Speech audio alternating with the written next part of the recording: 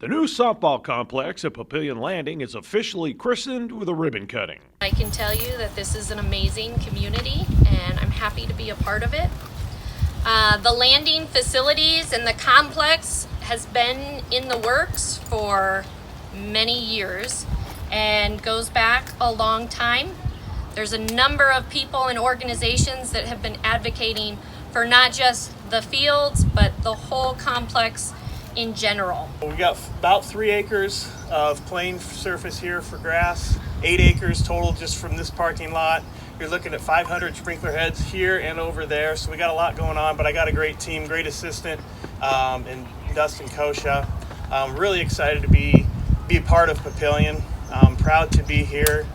Just the vision from David Black, the mayor, and everybody, Lori Hanson, and this is your baby. This is it. It's happening. This is amazing. I'm just really proud, and the best part about it is these people right here. It's you. Wait, absolutely. This is for you. 2012, and this is one of the thanks. The state legislature passed a bill to give cities an authority for a half-cent sales tax. And one of the big thanks there is Plattsmouth Mayor Paul Lambert. We actually wouldn't even be here without Paul. So if you happen to be in Plattsmouth, thank him for allowing us to be here today. The legislature passed that bill and the governor vetoed it. And Paul single-handedly worked the legislature and got the veto override. And that's why we have the authority, and we were able to then start the conversation and get it on the ballot for the people to vote from. So we owe Paul a huge thank you. And there's communities across this state that owe him a huge thank you. So I want to make sure Paul Lambert, current Plattsmouth mayor, gets credit for that. But it was when that bill was passed, and I think a lot of it was guided initially by Steve Ingberg, city council. We were sitting around right after that bill passed. There's always been a park master plan that talked about community centers and more fields, but we have not built a field in over 20 years. And they're expensive. And so we weren't doing the community center. We weren't doing a lot of things in the master plan. And it was after that half-cent passed, some of the council, led by Steve, said if we're ever going to do it, it's that's going to let us do it. So we started thinking, as Papillion gets bigger and bigger and bigger, the conversation was, how do we not lose who we are? And it was that idea of sense of community, and you start thinking, what's that mean, and the role recreation and sports plays in that.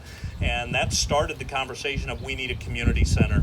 And shortly after that, led by Lori and Tim, Allie Pointer came on board and helped us think through what's the community want and need, and it's not just sports. And that ended up leading to the design of this entire complex. And that was a conversation that occurred actively for 3-4 years. And then it was after that, it was presented to a subcommittee of a lot of citizens, and some of the people here were on that. And so we worked with the sports community and a lot of other people for another year refining it. And it was after that the council said, let's do it, and put it on the ballot. And then that's when Sampson Construction came on board. So it's been a long, active project since 2012, and we're just now having the ribbon cutting.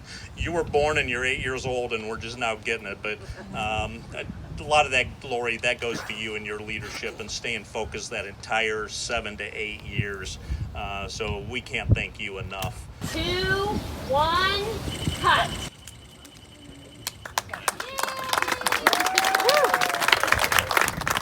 Thanks for watching. For Papillion Now, I'm Tori Pantalian.